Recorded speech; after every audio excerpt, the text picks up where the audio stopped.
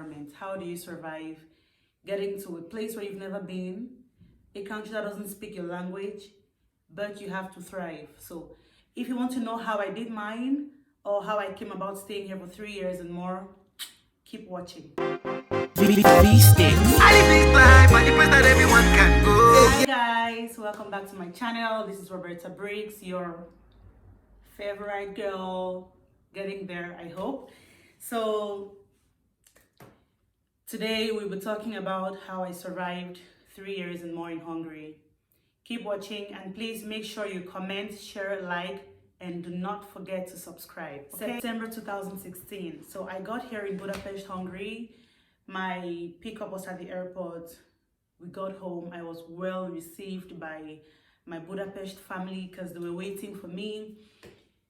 So I needed to know where my school is located. I needed to know the do's and don'ts around. I needed to know how to use the tram, the metro, the buses. It was a lot I had to learn in a short time so that I could get moving on my own, because without that I needed to move with one of my sisters. So when I got here, after I got here with my Budapest family, first of all, guys, do you know the movies we see, how the houses are beautiful, the buildings? Well, where I had to stay is not what I expected, okay? But then when I was leaving Cameroon, my mom told me, you can make heaven out of hell. So I got there with 5 girls living in an apartment, 1-bedroom apartment and a living room.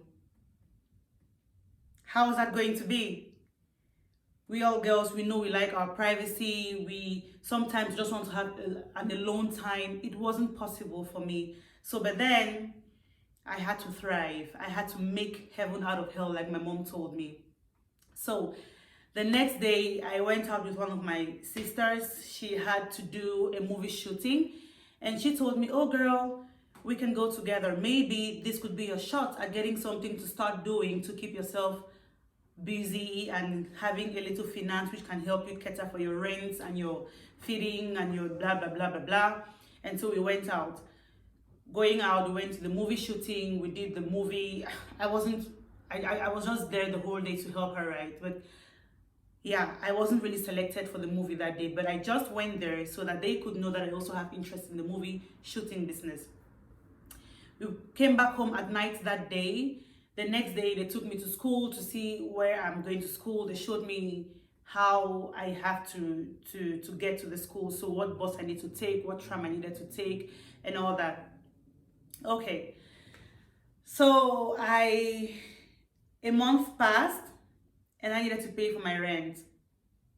So I had money on me. Mama gave me money to care for my first month's rent because I knew that when I get here, I needed to get an aside job apart from school to help me keep up.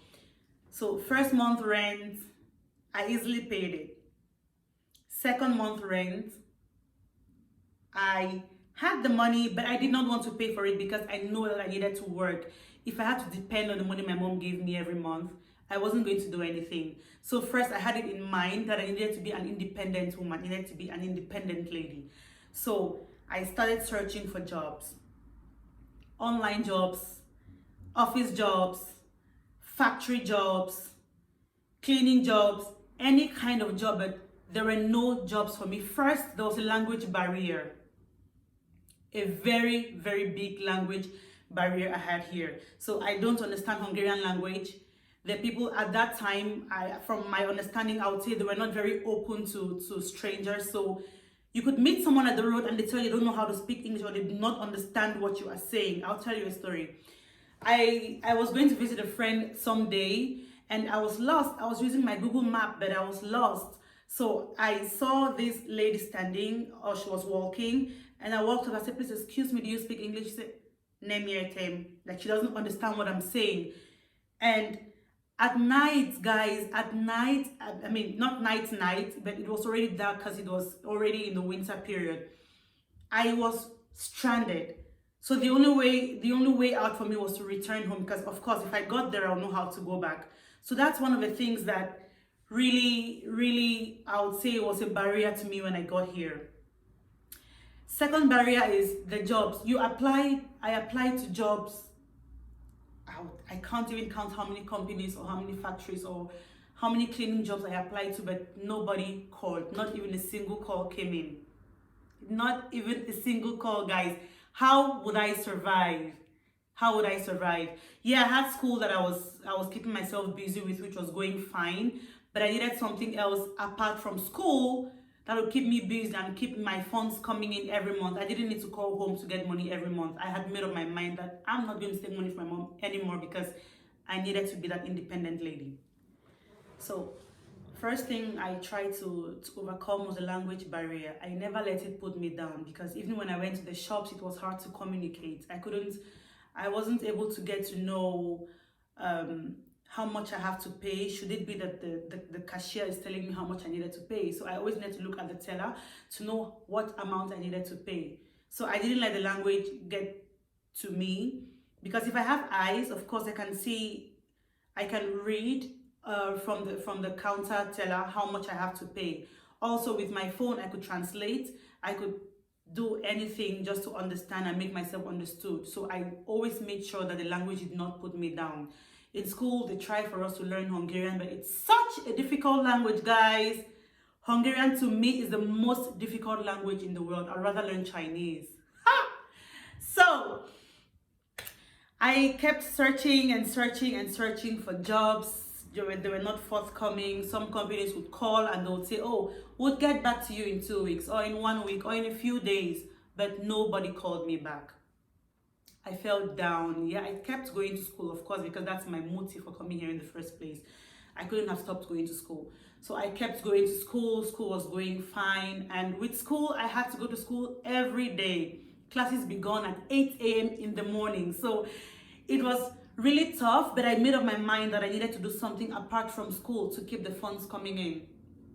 So I heard about this toy company recruiting people, and we needed to register to be in the recruitment process. So I was directed to where I needed to register myself. I went there, they said I needed a tax number, which I did not have.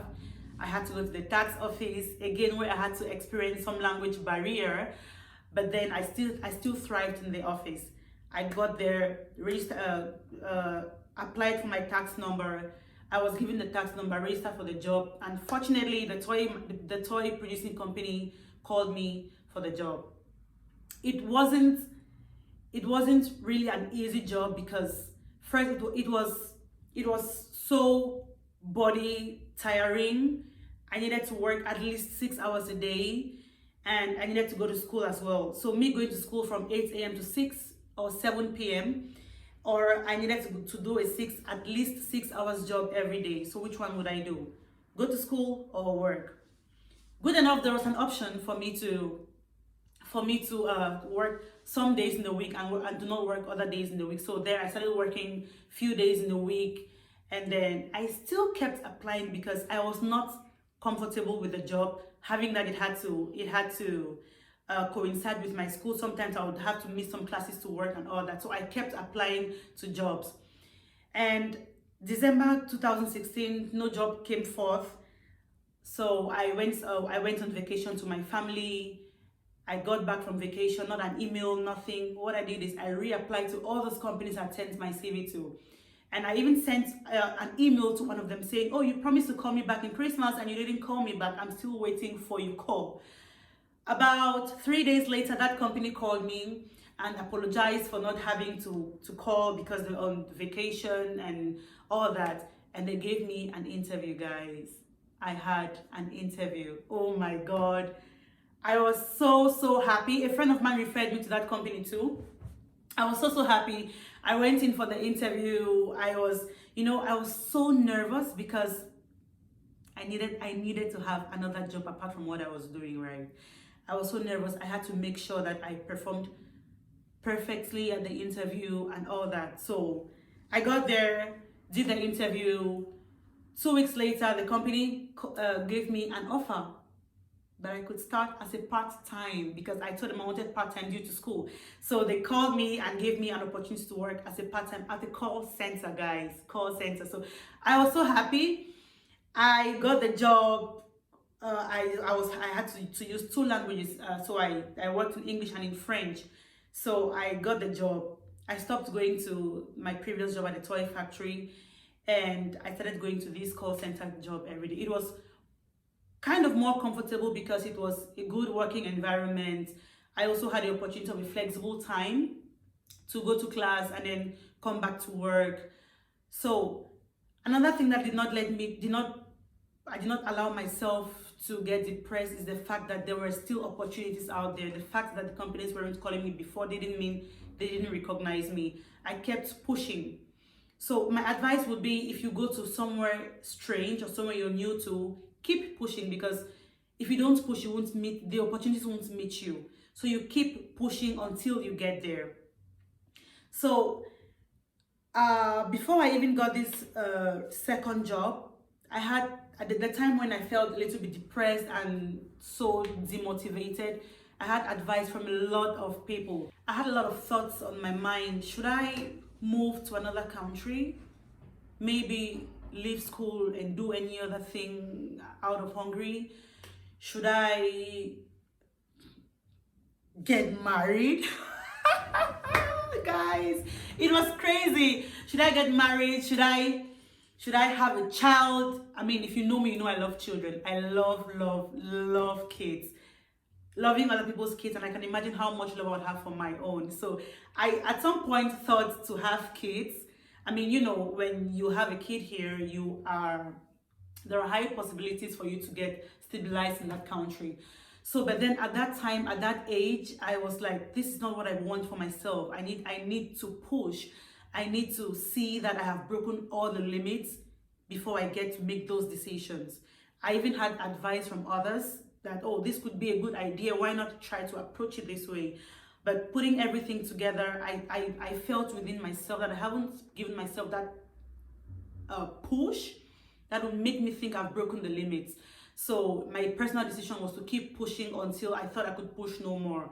And then this other job came in. I worked there for about a year thereabouts, and then I applied for other jobs again because I had graduated from school at the time. After 1 year with this second company, I had graduated from school, and I needed a change, right? I needed to have something really corporate according to what I studied in school. So I had to apply for other jobs in relation to what I did, and yeah, I got another opportunity, guys.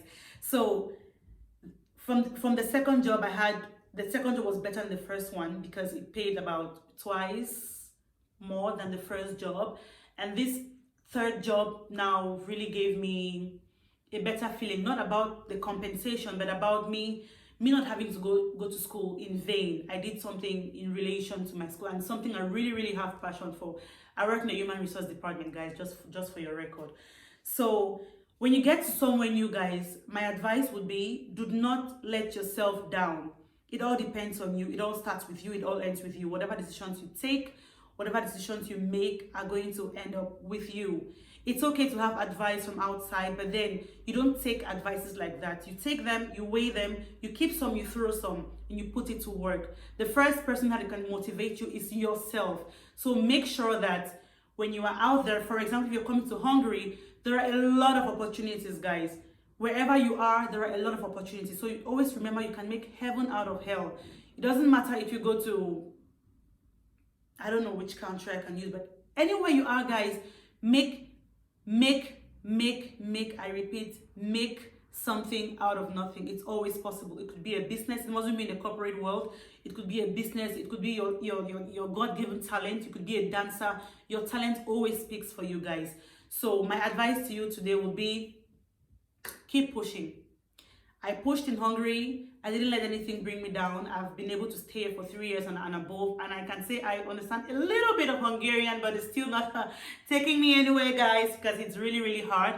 But I had to learn just for me to be able to at least say a good morning or a good afternoon or a good evening or a good night to anyone. So guys, thank you for watching. If you need me to tell you more, or if you need me to talk about something else concerning Hungary or anything, comment in the section below. And please feel free to share your comments on this video in the comment section. Like, subscribe, and remember, I got you. See you next time, guys. Bye.